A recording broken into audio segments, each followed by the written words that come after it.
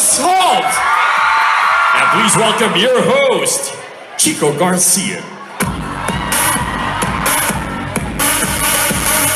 All right, hello, and good afternoon. And are you guys ready? Oh my gosh. Okay, so, I won't draw this out any longer than I should. I think it's time for you to see the man himself. We're talking about Hank McCoy. We're talking about Warboy Knox. We're talking about Zombie R. Ladies and gentlemen, Manila, let's welcome NicholasHoult!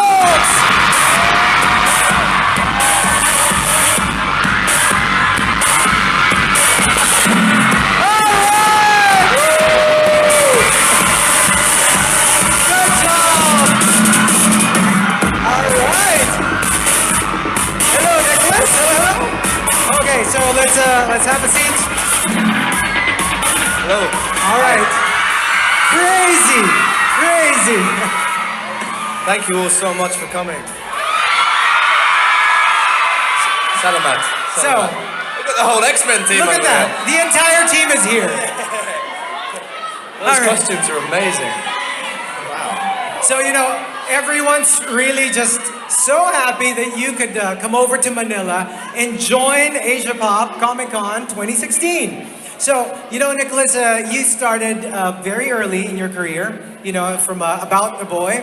And how's it been? Because, a lot of child actors, they have, they struggle a little bit with the transition. But in your case, it seemed to be relatively painless. So how did you do it? I mean, for some, they really struggle a lot with it.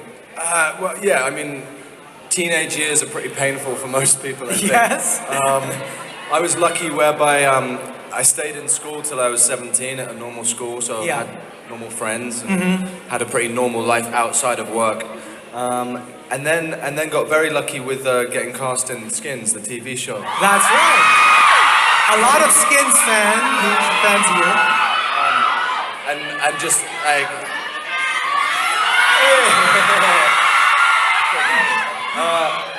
You're all so cool. Thank you so much for coming around. I love you. Thank you. And wasn't it a bit like shocking for a lot of the people because you were this adorable kid in About a Boy, and Skins was a little edgy, a little scary. Yeah, that's what I liked about it. Whenever reading a script or looking at some work, potential work, I like to try and do things that people wouldn't expect. Yeah. Or to do something different that I haven't done before. So Skins was certainly that.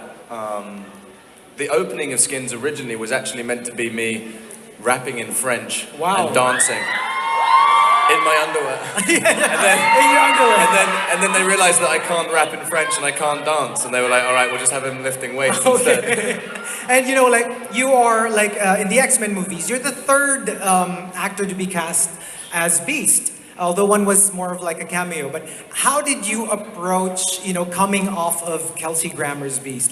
Did you make it a point that you were a little bit similar, or you wanted to make sure it was a very different approach? I did. I watched what Kelsey did, obviously. Yeah. And then I watched a lot of Frasier, the TV show that he's just to try and imitate his accent a little bit. Oh, really? Cool. So I kind of based it, although his accent it's certainly of an older gentleman. So I wanted to keep it a little bit younger and a little less pretentious for the younger role, but capture that intelligence that he has. Were you a fan of the X-Men growing up? Oh yeah. Oh really? I watched the cartoon. Oh, that's great. Because you remember I mean, right? Yeah. And that's the thing. I mean, you are living the life. A lot of the geeks are just fantasizing about. You're actually playing one of the X-Men. I mean, it's pretty crazy. It's really crazy. How I feel about now, it. Now, let's say, you are cast as the Beast. We all know that. But what if, let's just say in an alternate universe, you had a choice other than the Beast, who would you like to portray? Which superhero? You know what? In the cartoon, Beast was actually my favorite. I also really liked Gambit. Oh yeah. And since you're part of this series. Is it officially like? Is it safe to say that you're officially been handed over the series? Like for the younger this younger batch of the X-Men, has there been like an official? Okay, from now on, you know the Hugh Jackman X-Men are no longer there, but it's your turn. So have you been given official like you are the new X-Men? Well, I'm actually kind of the old X-Men now. Yeah. I was the new one, and then Yeah. Ty and Sophie and all the new cast came in. Yeah, So I'm now like the middle-aged X-Men. the middle X-Men. I'm like the middle-aged X-Men, but I certainly, yeah, it was going into it, growing up on the films, and it's very sad that Hugh Jackman won't be playing Wolverine anymore. Yeah, it's because when there was some very surreal moments for me, like watching him and seeing how he brought that character to life on film and then in scenes was incredible, and he's been a wonderful Wolverine, so I feel very lucky to have grown up watching him and got the chance to be in the films with him. You know, a lot of the filmmakers are saying that the next X-Men movie will be like set in the 90s, the 90s X-Men, the one that we all watch in the cartoons. And how are you like, how are you feeling about that? Like a 90s X-Men, and then there are also talks of redoing the Dark Phoenix saga. So how do you feel about that? I mean, Phoenix is a wonderful character. Yeah. So yeah, if they get into that, that'd be incredible. 90s wise, one of my favorite things about these movies in the last, like doing the 60s, 70s, 80s, is the music. Right. And I love 90s music. 90s music? Yeah. What do you listen? What's your favorite 90s? I mean, one of my song? first albums I bought was Oasis. Oh, okay. But you know what? A lot of people, I don't know if, I'm sure your fans know this, but for generally, a lot of people might not know that you're actually a choir boy. You can actually sing! Right? I was a choir boy when I was a kid, and then my voice broke. So, And then I couldn't sing anymore, like my voice was turned back. you don't lose that, you know, like, did you ever think of like getting into singing or something? Becoming a singer? Yeah. No, Ever? I have a terrible voice. Yeah? When I was a kid, it was okay, but nowadays, like I sing in the shower, and that's kind of it. Sing for us! All right, so, you know, like, having made, a lot of the X-Men movies, have you guys grown tight? Oh yeah, like James McAvoy is one of my best friends. Oh. He's absolutely insane. Yeah. He's mental. But we play games together, we race together, we play football on a Saturday with each other. So he's become one of my best friends, and the whole team, even the new group coming in this time, and the older guys as well. It's kind of like going back to school each time we make one. And speaking of squads, earlier I got to interview Joe Dempsey, and you co-starred with each other for Skins. And so, have you guys kept in touch throughout after Skins? He's one of my best friends. Oh, really? The fact that we're here together. So this is not a reunion for you. You guys have always been in touch. Oh yeah, no, we've stayed great friends. So like, we see each other all the time in London with kind of the same group of friends, and yeah, it's good. Can you share with us? That's the wonderful thing about Skins. Like all that group of people was basically become my closest friends. And can you share with us some fond memories together when you used to co-star in Skins that your fans might want to know about? Some shenanigans, we used some to get into quite a lot adventures. of trouble in Skins. Yeah. They used to have. Do you guys know what Barocca is? Like the kind of tablet that you put in water to give energy and vitamins. Oh yeah. We used to have those waiting for us on set because we were 16 and we'd go out all night and then turn up on set having not slept. Whoa. I remember a few times doing that with Joe. Well, it kind of fits with the feel of Skins. Yeah, exactly. It was kind of what it was all about. And outside of the X-Men, what are you a fan of? From geek culture. Like, what are you generally like? Comic books, TV shows, video games? TV shows, I binge watch TV shows like Breaking Bad, Stranger Things. So I'm very much of the binge mentality on that. Books, comics, I kind of, I was saying yesterday, like Death Note and some of those things. Oh wow! Death Note, yeah, because there's a live action movie coming out of Death Note. That'd be cool. All right, so we're in a Comicon right now, and you're part of one of the most revered like franchises, which is X-Men. How do you feel about that the rabid fanboy culture where sometimes it's like doesn't matter how well you do, there's always like, oh, it's too far from what the comics came out with, or they're very critical, they're very protective of their favorite characters. How do you approach that?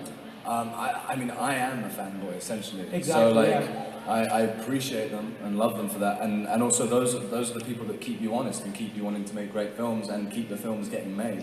Yeah. Also, like the most incredible thing is to come to things like this, see you all, meet you all, and then like see costumes like these. And then, like, I saw someone yesterday who was like identical to my character in Mad Max, Nux. Exactly. And it's like it's amazing to see like the impact it can have. Okay, like speaking of, like that was, like Mad Max Fury Road has got to be one of the most incredible movies and generally considered as one of the best action movies ever made. What was it like? It was absolutely insane. We shot for 7 months in the desert in Namibia. Yeah. Often there'd be hundreds of vehicles lined up. The engines were so loud that you couldn't hear anything. Mm-hmm. But it was the most incredible atmosphere because you'd get that smell of gas. Yeah. You'd get the sand in your face and dust. Hundreds of war boys screaming. Right. You'd be so wrapped up in the adrenaline. And then George would just kind of let you go and you'd fly off into the desert. Yeah, and you were pretty scary in that movie. Yeah. And even like when you spray that paint on your face and it's just crazy. And they say, I read an article where there was this one writer who said that actors tend to gravitate towards roles that they identify with. But in your case, you've been getting such different roles. So are you like generally weird? Yeah. You played the mutant, a zombie, a war boy, Yeah, I guess I'm just weird. But it's what I'm interested in. I like learning about those different aspects of life. Like when we were doing the prep for Warm Bodies. The most strange, one of the strangest days at work I've ever had was myself and Rob Corddry, who played M. We were in the car park, doing zombie school in this car park in Montreal. Yeah. So running around, pretending to chase brains, Yeah. and zombie slouch and walk, and that's an incredible job and privilege to say that that's work. And I read that you actually had to learn how to be a zombie. You kind of took lessons. I mean, how do you even do that? Because there are no zombies to learn from. We had Cirque du Soleil performers, right? Come and teach us movement and things like that. So it was, as I say, quite a surreal, odd day in my life, where we'd all be in the corner trying to scratch to get brains. Very weird. You've had some of the most left of center roles out there, but what is that one role that you would like to do that you haven't portrayed, haven't been offered to portray? Something like a dream project, you can go as out there as you want. As out there as I want. I would like to do something set in space. In space? So, yeah, I'd like to do a space movie, and I'd like to do a western. Maybe a western in space. Yeah. Cowboys on horseback in space. I smell a green light for this project. That's the movie, yeah. Yeah, and how do you react with the sudden fame, with all these people going crazy wherever you go? Is it a little scary for you, or is it natural? Are you a little overwhelmed?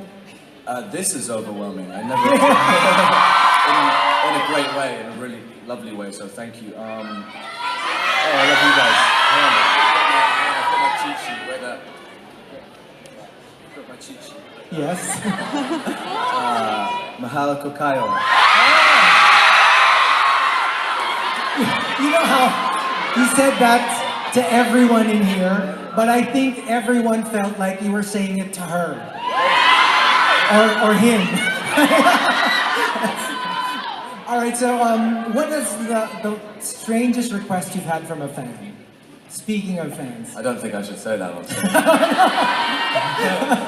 Honestly.